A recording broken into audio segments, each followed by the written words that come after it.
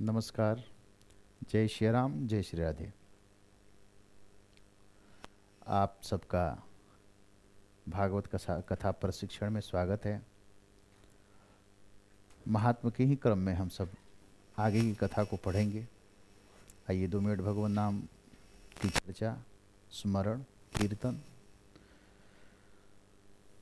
कृष्णाय वासुदेवाय हरये परमात्मने प्रणतक्लेशनाशाय गोविन्दाय नमो नमः।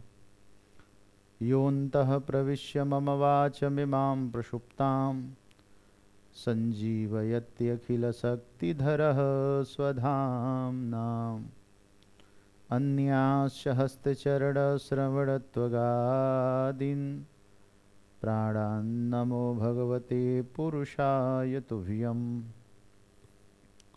बोलिए भागवत भगवान की जय। परम मंगल में परात्पर भगवान श्री बालकृष्ण लाल की बहुत ही कृपा है, श्री रामचंद्र भगवान अयोध्यानाथ की कृपा, कि हम सब श्रीमद् भागवत कथा का अध्ययन कर रहे हैं। और जिस तरीके से आप लोग पढ़ रहे हैं, बहुत मैसेज भी आ रहा है। आप लोग बड़ी रुचि लेकर के पढ़ रहे हैं, इसके लिए आप सबको बहुत बहुत धन्यवाद। कल की कथा में हम लोग पढ़े थे कि बद्रिकाश्रम में चारों ऋषि सनक, सनंदन, सनातन और सनत कुमार इस सत्संग करने के लिए समाहित हुए हैं। सत्संग करने के लिए समाहित हुए हैं और नारद जी का बड़े चिंतातुर हैं। चिंतातुर नारद जी को देख करके चारों ऋषियों ने पूछा कि कथम ब्रह्मन् दीनमुखः कुतश्चिंतातुरो भवान् त्वरितम गम्यते कुत्र कुतश्चागमनम तव। नारद जी कहाँ से आ रहे हैं और कहाँ को जा रहे हैं? आपका मुख मलिन क्यों है? ऐसे महात्माओं को अप्रसन्न नहीं रहना चाहिए। आपकी चिंता का कारण क्या है? तो नारद जी ने जब अपने चारों भाइयों को देखा तो वो कुछ देर के लिए स्थिर हो गए, धीर हो गए। कुछ मन में उनके संतोष आया। देखिए, सनकादि ऋषि ब्रह्मा जी के मानस पुत्र हैं। ब्रह्मा जी ने इनको सृष्टि करने के लिए उत्पन्न किया था। ये लोग 5 वर्ष की अवस्था से बढ़े ही नहीं, एक कुमार ही रह गए। इसीलिए भागवत में कुमारा ऊचुहु, कुमारों ने कहा। इनको कुमार कहा जाता है। कुमार मतलब जो जिनकी अवस्था 5 वर्ष की है, जो कुंवारे हैं, जिनका उपनयन संस्कार या विवाह आदि नहीं हुआ है, ऐसे को कुमार कहते हैं। मतलब ये सामान्य सी भाषा है। तो कुमार ये बड़े नहीं हुए, क्योंकि बड़े हो जाएंगे तो ब्रह्मा जी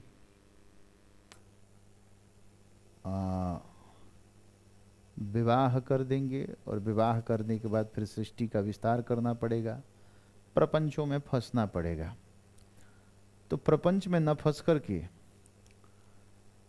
भगवान का चिंतन करने के लिए, भगवान के कीर्तन के लिए, भगवान के स्मरण करने के लिए ये 5 वर्ष से ऊपर गए ही नहीं। यह पूर्वजों के भी पूर्वज हैं। ये चारों ऋषि, चारों कुमार पूर्वजों के भी पूर्वज हैं और बड़े ज्ञानी हैं। अब विशालापुरी में ये चारों तपस्या करने के लिए एकत्रित हुए हैं, सत्संग करने के लिए एकत्रित हुए हैं। नारद जी को देखकर के इन्होंने चिंता का कारण पूछा। अब क्या हुआ कि नारद जी ने जब अपने चारों भाइयों को देखा तो रोने लगे। और रोते रोते कहा कि मेरे प्यारे भाइयों, नारद जी कहते हैं, हे कुमारों, हम भी आपके ही जैसे सत्संग प्रेमी हैं। हम भी आपके जैसे क्या हैं? तो सत्संग प्रेमी हैं। मैं भी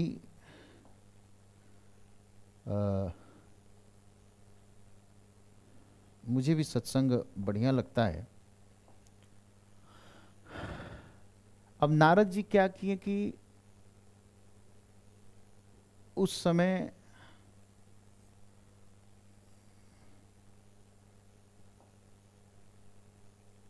कलयुग के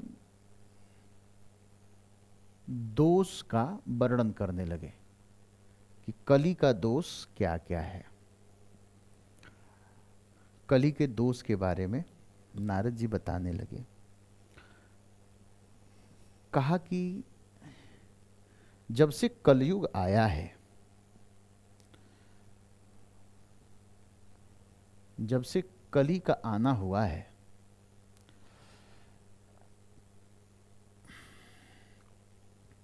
तब से सत्यम नास्ति, सत्यता समाप्त हो गई है।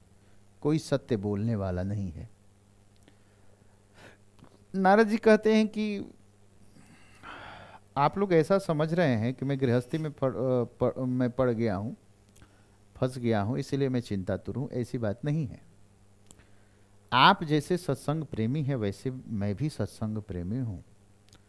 मुझे भी सत्संग बहुत प्रिय है। मैं सत्संग के बिना नहीं रह सकता।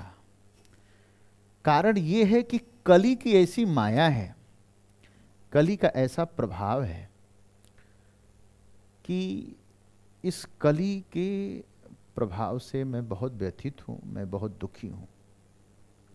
मैं आपसे क्या बताऊं कि आशा बसन व्यसन यह तीन ही, रघुपति चरित होई तह सुनहि।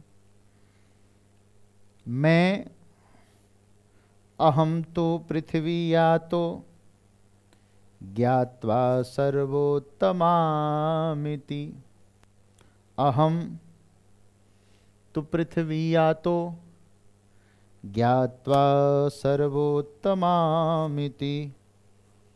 पुष्करम च प्रयागम च।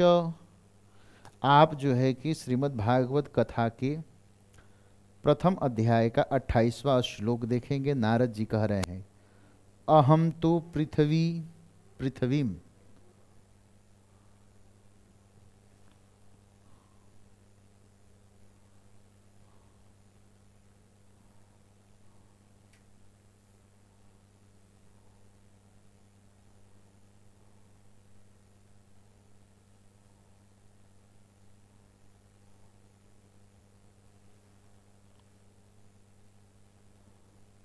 अहम तो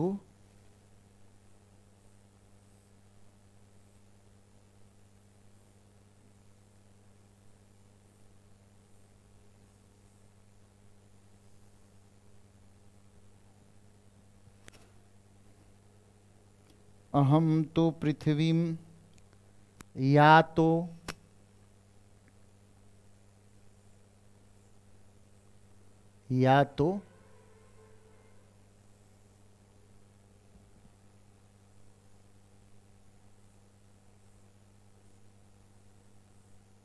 ज्ञात्वा ज्ञात्वा सर्वोत्तमामिति।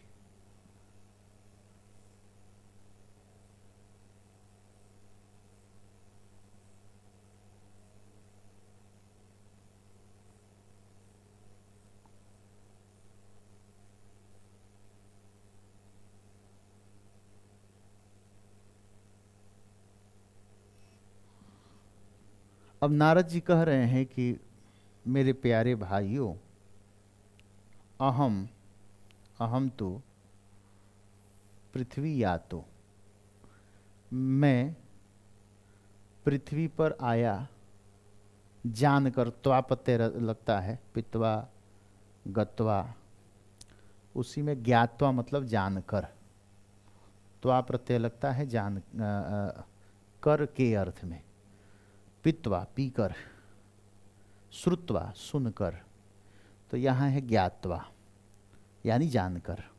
क्या जानकर? तो सर्वोत्तमाम इति, सर्वोत्तम माम इति, यह पृथ्वी को मैं ये जाना कि ये सर्वोत्तम है, पृथ्वी सर्वोत्तम है, इसलिए मैं पृथ्वी पे आया। देखिए, समझिए इस बात को। नारद जी कह रहे हैं, अहम तो पृथ्वी यातो, मैं पृथ्वी पर आया ऐसा जान करके कि पृथ्वी सर्वोत्तम है। पूरे ब्रह्मांड में पृथ्वी का जो प्रभाव है वो सत्संग के लिए है, और सत्संग जहाँ हो वह स्थान सर्वोत्तम है। चाहे भगवान का कीर्तन हो, सत्संग हो, वो सर्वोत्तम है। तो मैं पृथ्वी को सर्वोत्तम स्थान समझ करके मैं आया। जब आया तो मैं समस्त तीर्थों का भ्रमण किया। मैं पुष्कर गया, पुष्करम च प्रयागम च काशीम गोदावरीम तथा। मैं पुष्कर में गया, मैं पुष्कर में गया, मैं प्रयाग में गया, काशी गया, गोदावरी, हरिद्वार, श्रीरंगम, सेतुबंधनम, एवमादिषु तीर्थेषु भ्रममाण इतस्ततः। मैं समस्त तीर्थों में बहुत भ्रमण किया, इधर उधर, कहीं संतोष को देने वाला सत्संग प्राप्त हो जाए। चारों तरफ घुमा, बहुत भटका, भटकने के बाद कहीं मुझे शांति नहीं मिली। आप जो है कि 30वां श्लोक देखें। नापश्यम कुत्रचित् शर्म मनः संतोषकारकम। मन को संतुष्ट करने वाला कोई भी साधन हमें नहीं दिखाई दिया। लेकिन कलिनाम धर्म मित्रेण धरेयम बाधिताधुना। कली का जो मित्र है वो क्या है? तो कहा कली का मित्र अधर्म है। कली का मित्र कौन है? अधर्म है। कली का मित्र क्या है? अधर्म है। ठीक है, आप इस प्रमाण को 30वें श्लोक के 3रे पाद में देखें। कलिना धर्म मित्रेण।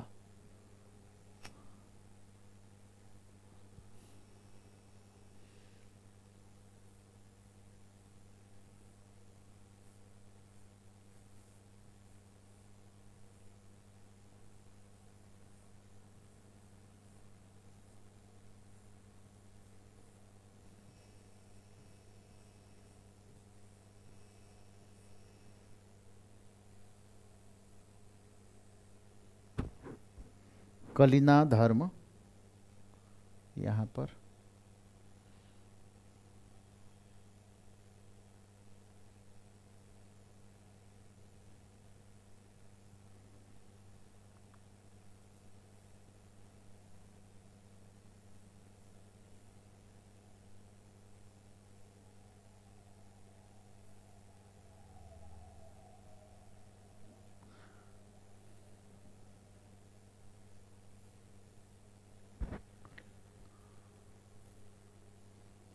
कलीना धर्म मित्रेण। कली का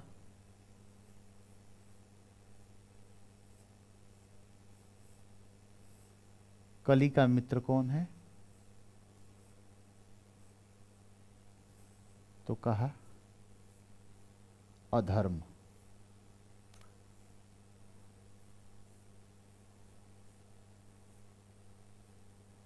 अधर्म। कलिना धर्म मित्रेण,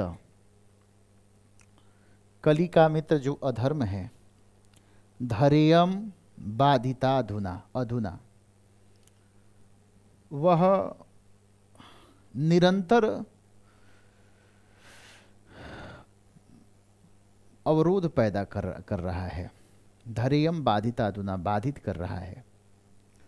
अधर्म हर जगह अपनी उपस्थिति दे रहा है और कहीं पे भी धर्म कार्य सही तरीके से नहीं हो पा रहा है। अधर्म का प्रभाव चारों तरफ है। इसलिए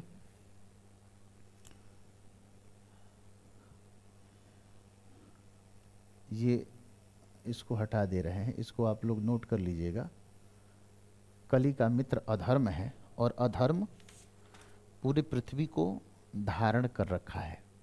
और देखिए, अधर्म जहां होता है वहां पर सत्यता नहीं रह जाती है, वहां पर सत्य का अभाव होता है। जहां सत्य का अभाव होगा वहां अधर्म होगा। जहां सत्य का अभाव होगा वहां धर्म नहीं रह पाएगा। इसीलिए सत्यम नास्ति,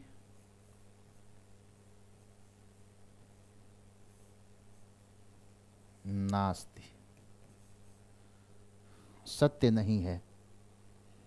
सत्यम नास्ति तपः शौचम, सत्यता कहीं है ही नहीं।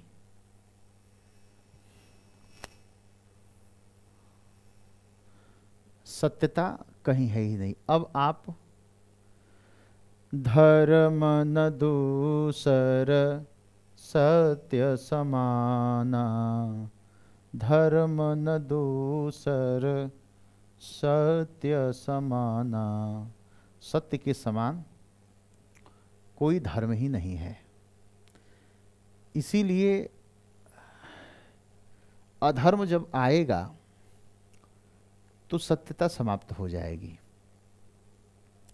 अधर्म क्या है? असत्य है, मिथ्या है।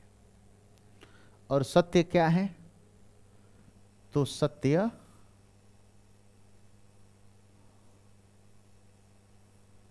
सत्य कौन है? तो सत्य नारायण है। नारायण। सत्य कौन है? सत्य नारायण है। और नारायण कौन है? तो ये सत्य नारायण है और नारायण ही धर्म है। धर्म। नारायण के अवतार हुए राम जी। और राम क्या है? रामो विग्रहवान धर्मः। रामो विग्रहवान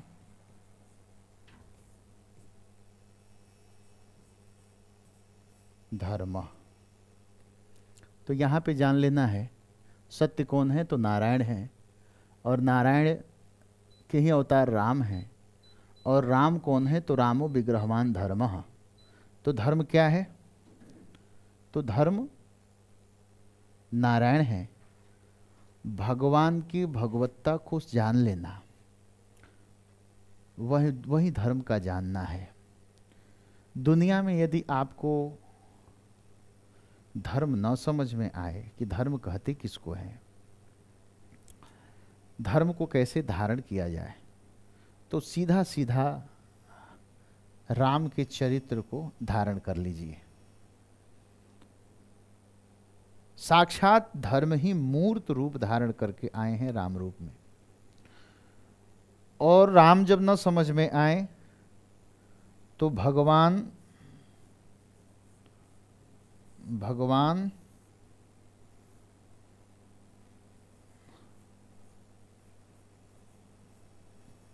कृष्ण का उपदेश।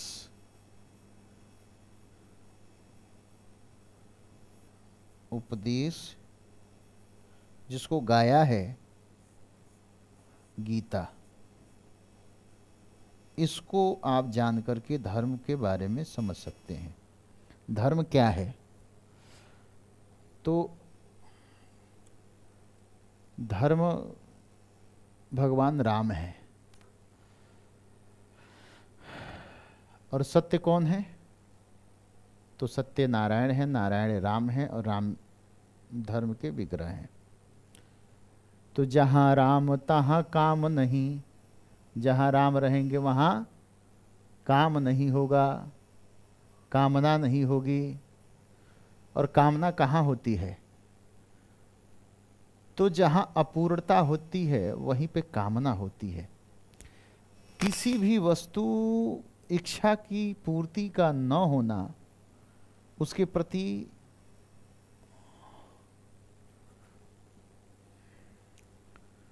जैसे कोई इच्छा है, उसकी पूर्ति नहीं हुई तो वो इच्छा बनी रहेगी, तो वह मन अपूर्ण मन कहा जाता है। और जब इच्छा की पूर्ति हो जाती है तो क्या होता है? मन पूर्ण हो जाता है। आगे के चरित्र में जब कपिल देवहूति संवाद आप पढ़ेंगे तो उसमें कपिल भगवान माता देवहूति को बताते हैं। इस प्रसंग के बारे में हम स्पष्ट इस पे चर्चा करेंगे। फिलहाल में हमको ये जान लेना है कि सत्य कौन है? तो भगवान है। सत्यम नास्ति, इस संसार में सत्यता नहीं है। किसी से किसी का संबंध है तो केवल स्वार्थ के लिए और दिखावा के लिए। स्वार्थ लाग करहि सब प्रीति, स्वार्थ लाग करहि सब प्रीति। तो यदि प्रेम है तो वो केवल अपने कामना की सिद्धि के लिए है, तो सत्यता कहीं है ही नहीं, केवल दिखावा रह गया है। ये कौन कह रहा है? तो नारद जी कह रहे हैं सनकादि ऋषियों से कलयुग के वर्णन के क्रम में।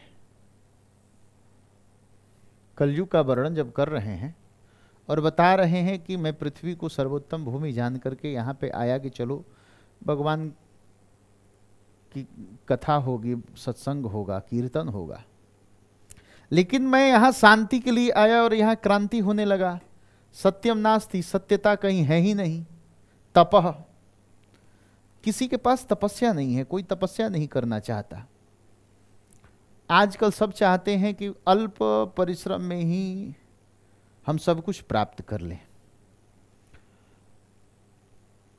जो जितना महत्वपूर्ण वस्तु, सामान या जो महत्वपूर्ण जितनी होगी उसको प्राप्त करने के लिए उतना परिश्रम आपको करना पड़ेगा। यदि वो वस्तु सुलभता से प्राप्त हो जा रही है, उपलब्ध हो जा रही है, तो ये पूर्व जन्म का आपका पुण्य है जो कि आपको सहजता से प्राप्त हो गई है। कहीं ना कहीं आपने तप किया है, उसके लिए तब जाके वो आपको प्राप्त हुई है।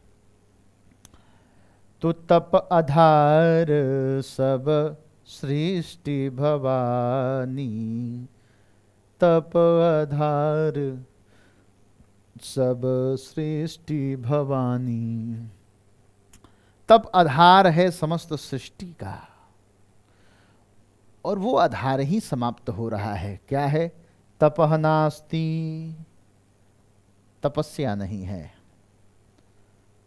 शौचम, शुद्धता कहीं नहीं है। कहीं कहीं तो मैं देखता हूं कि दोनों हाथ से लोग खाना भोजन करते हैं।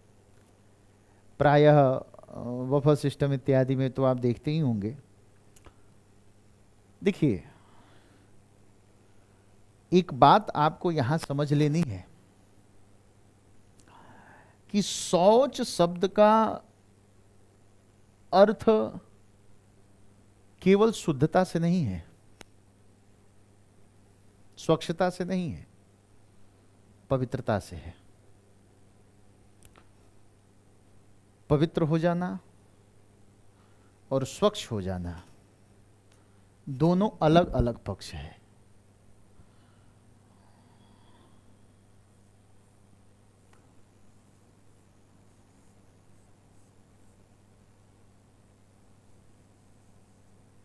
पवित्र का होना, आप एक श्लोक पढ़ते होंगे, ओम अपवित्रः पवित्रो वा सर्वावस्थांगतोऽपि वा यः स्मरेत् पुंडरीकाक्षं सवाह्याभ्यन्तरः शुचि। आप देखे होंगे कि जो चीजें स्वच्छ हैं कोई जरूरी नहीं कि वो पवित्र हो। जैसे toilet, latrine room, latrine room को आप हार्पिक से या बहुत सारे केमिकल से आप उसको स्वच्छ कर सकते हैं, साफ कर सकते हैं। क्या उसमें बैठ करके आप भोजन कर सकते हैं? आप उसमें बैठ करके भोजन नहीं कर सकते। क्यों? स्वच्छ तो है लेकिन वो पवित्र नहीं है। पवित्रता कैसे आएगी? ओम अपवित्रः पवित्रो वा सर्वावस्थांगतोऽपि वा यः स्मरेत् पुंडरीकाक्षं सवाह्याभ्यन्तरः शुचि। सवाह्याभ्यन्तरः शुचि है, बाह्य और आभ्यंतर की शुद्धि पुंडरीकाक्षस्य, भगवान पुंडरीकाक्ष के स्मरण करने से होती है। यह स्मरेत पुंडरीकाक्षम, जो व्यक्ति पुंडरीकाक्ष का, भगवान का स्मरण करता है, उसका मन पवित्र हो जाता है, उसका शरीर पवित्र हो जाता है। तो ब्राह्मणगण 3 बार जल पिलाते हैं और कहते हैं केशवाय नमः, माधवाय नमः, नारायणाय नमः। ऐसे 3 बार जब आपको जल पिलाते हैं तो वह अंतःकरण को पवित्र करते हैं भगवान का नाम लेकर के, और शरीर पर जल छोड़ते हुए भगवान का स्मरण करते हैं तो बाह्य शुद्धि हो जाती है। तो चूंकि हाड़ मांस का पुतला है, शरीर में रक्त है, मांस है, मैदा है, मज्जा है, लैट्रिन वो है, पेशाब है, बहुत गंदगी है, कानों से गंदगी, आंखों से गंदगी, नाक से गंदगी, गंदगी का पुतला है। लेकिन यह पवित्र कैसे होगा? भाई देवो भूत्वा देवान यजेत, देवता बनकर के देवताओं की पूजा की जाती है। तो हम देवता बनेंगे कैसे? जब हमारे अंदर इतनी अपवित्रता होगी तो हम देवता बनेंगे कैसे? तो कहा कि जब तक हम शुद्ध नहीं होंगे तब तक देवत्व हमारे अंदर समाहित नहीं होगा, देवत्व नहीं आएगा। तो देवत्व की स्थापना के लिए हमें क्या करना होगा? भगवान का स्मरण करना होगा। यह स्मरेत पुंडरीकाक्षं स बाह्याभ्यंतर शुचि, बाह्य और आभ्यंतर की शुद्धि होती है। तो जो शुद्धता है, जो पवित्रता है, वह शुद्धता और पवित्रता ये जो है भगवान के स्मरण से आएगा। तो भगवान का स्मरण, भगवान का चिंतन नहीं हो पा रहा है। इसीलिए कोई भी व्यक्ति क्या है? शुद्ध नहीं है, पवित्र नहीं है। जिसके जीवन में भगवान का नाम न हो वह पवित्र नहीं हो सकता। दया, किसी के अंदर दया का भाव नहीं है, दया का भाव किसी के अंदर समाप्त हो चुकी है। आजकल एक ट्रेंड चला है, डॉग लवर आजकल बहुत ज्यादा उठ करके आ रहे हैं। डॉग, कुत्ते लोग खूब पाल रहे हैं, बिल्लियाँ पाल रहे हैं। दिल्ली गवर्नमेंट ने, दिल्ली सरकार ने जितने आवारा कुत्ते हैं सबको शेल्टर होम में रखने के लिए आदेश दे दिया है। डॉग के ऊपर, कुत्तों के ऊपर तो खूब प्रेम बरसा रहे हैं, लेकिन वहीं बकरे को काट कर खा रहे हैं। मुर्दे को छूकर नहाते हैं और जिंदे को काट कर खाते हैं। ये कहाँ का नियम हो गया? यदि आप मछली खा लिए तो सब कुछ खा लिए, फिर आप पवित्र कैसे रह गए? आपके अंदर शुद्धता कैसे रह गई? आप अपने आप को जीव प्रेमी कह रहे हैं और गायें कट रही हैं भारत में। आप जीवों पे दया करने की बात कर रहे हैं, कुत्ते को आप संरक्षण देने की बात कर रहे हैं, अच्छी बात है। लेकिन जिस दिन आप शाकाहारी हो जाते हैं, आप मुर्गी के लिए भी वो प्रदर्शन करते, आप बकरियों के लिए आप प्रदर्शन करते, सभी जीवों के लिए बराबर आप प्रदर्शन करते, तो समझ में आता कि आप जीव प्रेमी हैं, आप डॉग लवर हैं। केवल कुत्ते के लिए प्रदर्शन हो रहा है या बाकी जीव के लिए, तो हमारी दृष्टि में आप केवल एक दिखावा हैं और कुछ नहीं है। इसलिए दया भी नहीं है। सत्यम नास्ति तपः शौचम दया दानम न विद्यते उदरम भरिणो जीवा वराकाः कूटभाषिणः। और लोग कैसे हो गए हैं? तो कहा उदरम भरिणो जीवा, जीव अपने उदर को भरने के लिए, अपने पेट को भरने के लिए नाना प्रकार के कर्म को कर रहे हैं, अपना बुद्धि लगा रहे हैं, विवेक लगा रहे हैं। उदरम भरिणो जीवा वराकाः कूटभाषिणः। कूटभाषिण मतलब यहां पर कूट शब्द का अर्थ झूठ से है। कूट शब्द का अर्थ किससे है? तो कहा झूठ से है। कूटभाषिण लोग हो गए हैं।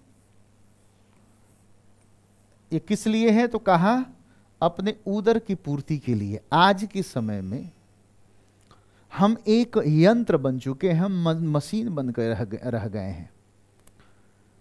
हम इतना परिश्रम कर रहे हैं, अपने जीवन की ऊर्जा को समाप्त कर रहे हैं, उसका मूल उद्देश्य है उदर को भरना। कुवर्थ पुत्रीण जाति न यून विद्वान धार्मिक कथचिंत सुदो भरा किन सुकर सावक। शास्त्रों में वर्णन है, नीतियों में वर्णन है, हमारे महर्षियों ने उपदेश किया है। कुवर्थ पुत्रीण, क्या अर्थ उस पुत्र का? योन विद्वान धार्मिक, जो विद्वान भी नहीं है और धार्मिक भी नहीं है। विद्वान का मतलब ज्ञान से है, जिसके अंदर किसी प्रकार का ज्ञान नहीं है। संगीत साहित्य कला विहीना, संगीत नहीं है, साहित्य नहीं है, कला नहीं है, जिसके अंदर विद्वता नहीं है, जिसके अंदर संस्कार नहीं है। कथचिंत, क्या चिंता? स्व उदर भरा, सोदर भरा, उसको क्या चिंता अपने पेट भरने की। किन सूकर सावक, सुअर का बच्चा भी किसी तरह से पेट भर लेता है, उसी तरह से उसका भी जीवन होता है, वो किसी तरह से अपना पेट भर लेता है। तो हमें ये ध्यान देना है कि हमारे यहाँ भागवत जी के महात्म्य वर्णन है, या शास्त्रों का ये मानना है कि पेट भरना ही हमारे जीवन का उद्देश्य नहीं है। भाई हम आए कहां से हैं और जाना कहां है, इसके ऊपर विचार होना चाहिए। नारद जी कह रहे हैं कि दया दानम न विद्यते उदरम भरिणो जीवा वराकाः कूटभाषिणः। उदरम भरिणो जीवा वराकाः कूटभाषिणः। यहां पर देखेंगे कि सत्यता समाप्त हो गई है। सत्यम नास्ति तपः शौचम दया दानम न विद्यते उदरम भरिणो जीवा वराकाः कूटभाषिणः। जो जीव हैं कलयुग के, वो कूटभाषिण हो गए हैं, झूठ बोलने वाले हो गए हैं। किस लिए? तो उदरम भरिणो, उदरम भरिणो, उदरम भ है ना, उदरम भरिणो, भरिणो, उदर को भरना ही एक उद्देश्य रह गया है। और संसार में, इस कलिकाल में सबका एक ही धर्म रह गया है, पेट को भर लेना है किसी प्रकार से। मातु पिता बालक कहे बुलाही, उदर भरे सोई धर्म सिखावही। माता पिता भी अपने बच्चों को वही सिखा रहे हैं कि बेटा किसी तरह से तुम्हारा पेट भर जाए, उसकी तुम व्यवस्था करो। आत्मज्ञान के बारे में कोई चर्चा नहीं है। गोस्वामी तुलसीदास जी लिखते हैं कि मातु पिता बालक ही बोला वही, मातु पिता बालक ही बोला वही, उदर भरे सोई धर्म सिखावही। उदर भरने का ही धर्म सिखाया जा रहा है। उदरम भरीडो जीवा वराकाह कूट भाषिणः। और जब इस तरह की प्रवृत्ति लोगों के अंदर हो जा रही है तो उनकी बुद्धि मंद हो जा रही है। जो केवल पेट भरने में ही लग जाएगा तो उसकी जो बुद्धि है वो मंद हो जाएगी। मंदाह सुमंद मतयो, मति मंद हो जाती है। और जब मति मंद हो जाएगी तो व्यक्ति उपद्रवी हो जाता है। जैसे मूर्ख को आप मूर्ख कह देंगे तो गुस्सा कर लेगा, आप किसी ज्ञानी को मूर्ख कह देंगे तो मुस्कुरा करके चल देगा, वो कुछ कहेगा नहीं। जैसे आपने देखा होगा कि कोई, देखिए एक सामान्य सी भाषा है, जो ज्ञानी है वो अपने आप को समझता है कि मेरा स्तर क्या है। छोटा बच्चा जो अभी तुतला करके बोल रहा है और अपने पिता से कहता है पिताजी आप तो माल देंदे डोली थे, तो पिता क्या करता है? नाराज होता है, गुस्सा होता है क्या? कहा नहीं, गुस्सा नहीं होता है, बल्कि वह मुस्कुरा देता है, हंस देता है। तो जो श्रेष्ठ लोग होते हैं, जो ज्ञानी लोग होते हैं, तो अपनी निंदा को सुन करके वो कोई प्रतिक्रिया ही नहीं देते हैं। आपके निंदक, जो आपकी निंदा करने वाले हैं, उसके ऊपर आप ध्यान नहीं देंगे तो वहीं उनकी सजा होगी। और मूर्ख लोग क्या होते हैं? वे तुरंत प्रतिक्रिया देने लगते हैं, तुरंत उत्तेजित हो जाते हैं। तो कहा ऐसे जो मंदमति के लोग हैं, मंद भाग्य उपद्रवाह, इनका भाग्य भी मंद हो गया है और मंद भाग्य होने से उपद्रवी भी हो गए हैं। कोई इनको मूर्ख कह दे तो ये तुरंत लड़ने पर तैयार हो जाते हैं। तो नारद जी कह रहे हैं कि चलो ये तो हो गया कि भाई इस तरह की स्थिति आ गई, तो चलो संतों के पास चला जाए, कि संतों के पास चल करके सत्संग किया जाए। तो संतों के पास जब मैं गया, नारद जी कह रहे हैं सनकादि ऋषियों से कि जब मैं संतों के पास गया तो मैं संतों के पास क्या देखा? पाखंडाह निरता संतो, जितने साधु संत हैं सब पाखंडी हो गए हैं। पाप का ही खंड पाखंड है। आजकल परिष्कृत और परिमार्जित संत बहुत कम मिलते हैं और अच्छे संतों का दर्शन हो पाना बड़ा मुश्किल है। अच्छे संत हैं, अभी हमारे पूज्य मलुक पीठाधीश्वर राजेंद्र दास जी महाराज, फिर से बरसाना में रमेश बाबा जी महाराज, विनोद बाबा जी महाराज, प्रेमानंद जी महाराज, और भी बहुत, ये तो बिल्कुल सोशल मीडिया पे दिख रहे हैं। लेकिन बहुत सारे ऐसे महात्मा थे जो कुंभ में आए हुए थे, उस शिविर के अंदर रह रहे थे। वो सामान्य जन उनका दर्शन नहीं कर पाते। वो तो एक मेरे छोटे अनुज हैं, उदासीन अखाड़े के बहुत बड़े संत हो गए। उन्होंने कहा कि भैया आपको चलिए मैं अच्छे दिव्य संतों का मैं दर्शन कराऊं जो हिमालय से आए हैं।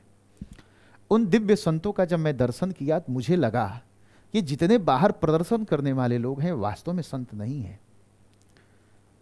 एकस चंद्रस्तमोहंती न च तारागणैः सह, तारागणों का समूह अंधकार को नहीं समाप्त करता है। एक ही चंद्रमा अपने ज्योति से, अपने किरण से सबको लाभान्वित करता है, प्रकाशित करता है। तो संत एक ही होता है, और उसी संत के नाम पर बहुत सारे पाखंडी भी अपना दुकान चलाते हैं। तो पद्म पुराण में वर्णन है कि जब नारद जी पहुंचे संतों के पास, तो संतों को कैसे देखा, तो पाखंड निरताः संतो विरक्ताः सपरिग्रहाः।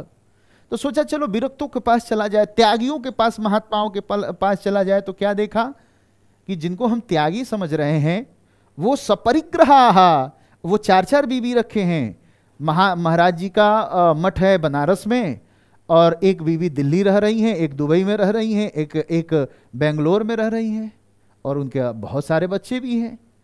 तो अब नारद जी महाराज वहाँ से तुरंत भगे, संतों के पास गए। जब इस तरह की स्थिति देखी, वहाँ से भगे विरक्तों के पास गए। जब विरक्तों के पास ये स्थिति देखी, तो सोचा चलो गृहस्थियों के पास चला जाए, कि गृहस्थियों के पास चला जाए। तो गृहस्थियों के पास गए तो क्या देखा कि तरुणी प्रभुता गेहें। श्लोक संख्या आप टिक करेंगे 33 तरुणी प्रभुता गेहें। घर में तरुणी, जो नई नवेली आने वाली स्त्रियां हैं, उनका बड़ा वर्चस्व है।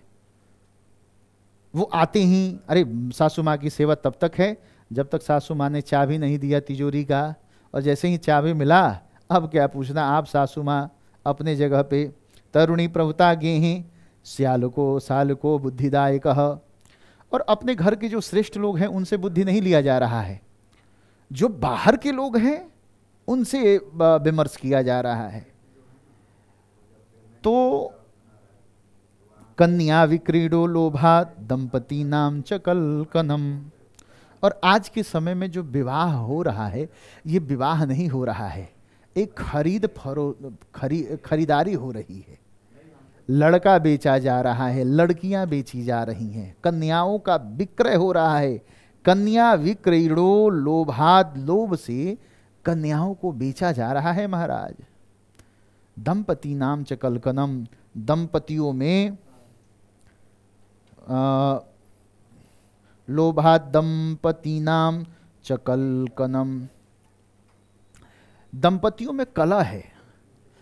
आप किसी भी परिवार को उठा करके देख लें तो पति पत्नी में खटपट जरूर होता है। बहुत अच्छे, बहुत भाग्यशाली लोग हैं जिनके पति और पत्नी में बहुत समन्वय रहता है। नहीं तो प्रायः ऐसा कोई परिवार नहीं है। लगभग मैं क्या कहूँ, मैं 75% मैं कह सकता हूँ कि पति पत्नी में खटपट, दंपति नाम च कलकनम, दंपतियों में कलह बना रहता है। आश्रमे यवने रुद्धा, आश्रमों पर यवनों का, विधर्मियों का कब्जा हो गया है। अच्छे संत अब आश्रम को चलाने वाले नहीं रह गए हैं, आश्रम पे यवनों का आधिपत्य हो गया है। और नारद जी कह रहे हैं कि भैया मैं क्या बताऊं, न योगी, योगी कोई दिख ही नहीं रहा है। न योगी नैव सिद्धो वा, कोई ना तो योगी है ना कोई सिद्ध है। न ज्ञानी सक्रियो नरः, कोई ज्ञानी भी नहीं है। अच्छा, ज्ञानी के नाम पर ढकोसला खूब है। अच्छा, ढकोसला होगा क्यों नहीं? क्योंकि समाज ही ढकोसला वाला है, भौकाल वाला है। हम ये कह रहे हैं, लोग हमसे कहते हैं कि महाराज जी कि ये कथाकार लोग, बाबा लोग इतने इतने ढकोसला करने वाले लोग हैं। तो मेरा एक ही जवाब है कि ढकोसला वाले तो आप हैं भाई। किसी दुकान पे कोई ग्राहक नहीं आएगा तो दुकान कब तक खोल करके रखेगा?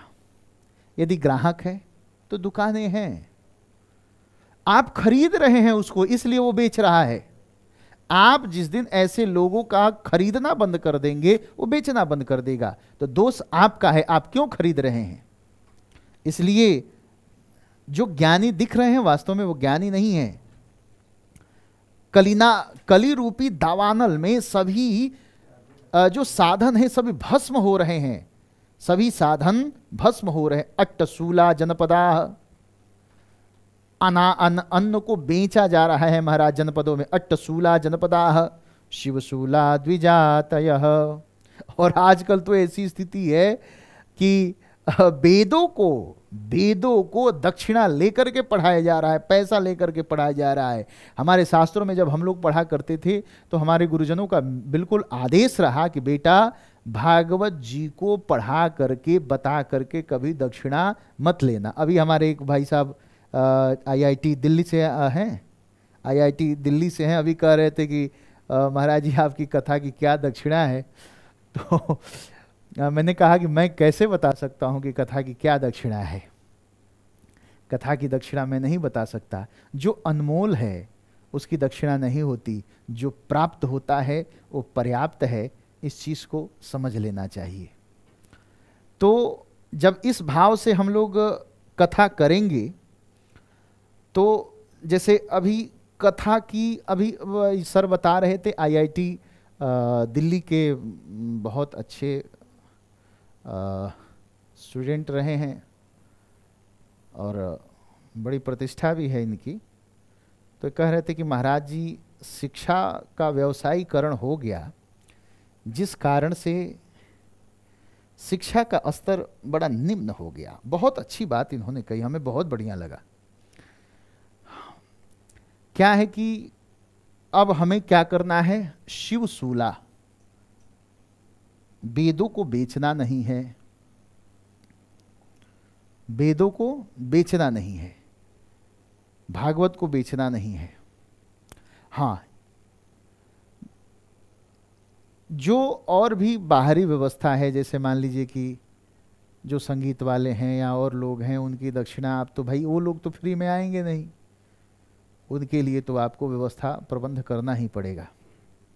इसलिए अट्टशूला जनपदा शिवशूला द्विजातयः कामिन्यः केशशूलिन्या। अब एक विडंबना ये भी देख लीजिए कि जो कामिनी है अर्थात जो वेश्या है, वेश्या, ये अपने शरीर को बेच रही हैं। आजकल प्रेमानंद जी महाराज ने और अनिरुद्धाचार्य महाराज ने कह दिया कि 4 पुरुषों के साथ रहने वाली स्त्री वह व्यभिचारिणी कही जाती है। तो बड़ा बवाल है कि क्यों कह दिया आपने, क्यों कह दिया। अरे भाई, वेश्या को वेश्या नहीं कहेंगे तो क्या कहेंगे, सती सावित्री कहेंगे। पुरुष को और स्त्री को दोनों को संयमित रहना चाहिए। तो इस नाते पुरुष और स्त्री सब व्यभिचारी हो गए हैं। इस तरह की स्थिति उत्पन्न हो गई है। एवं पश्यन् कलेर्दोषान् पर्यटन नवनी महत्। इस तरह से कली का दोष देखते हुए मैं घूमते घूमते मैं यमुना के पुलिन पर आ गया। आप श्लोक संख्या 37 देखेंगे, 37 का 3रा पाद। यामुनम तटमापन्नो यत्र लीला हरेरभूत। अब देखिए उस कथा से एक कथा से और दूसरी कथा थोड़ी सी कैसे जुड़ रही है, कथा के अंदर कथा कैसे जुड़ रही है कि नारद जी जैसे पृथ्वी पे आते हैं और कली के कुप्रभाव को देखते हैं, उसका कली का जो मित्र अधर्म है उसके प्रभाव को जब उन्होंने देखा तो बड़े दुखी हो जाते हैं। संतों के पास जाते हैं, सिद्धों के पास जाते हैं, गृहस्थियों के पास जाते हैं, सब अधर्म को देख करके बड़े व्यथित होते हैं। तो कहाँ आ गए, यामुनम तटमापन्नो यत्र लीला हरेरभूत। यमुना के तट पर जो वृंदावन नाम का स्थान है, तीर्थ है, वहां पर आ जाते हैं यमुना पुलिन पे, जहां पे यत्र लीला हरेरभूत, जहां हरि ने बाल लीला करी है उस स्थान पे आ जाते हैं। इस कक्षा का यहीं पे विराम हम करते हैं। नारद जी को हम लोग वृंदावन पहुंचा दिए, बाकी शेष कथा हम कल पढ़ेंगे।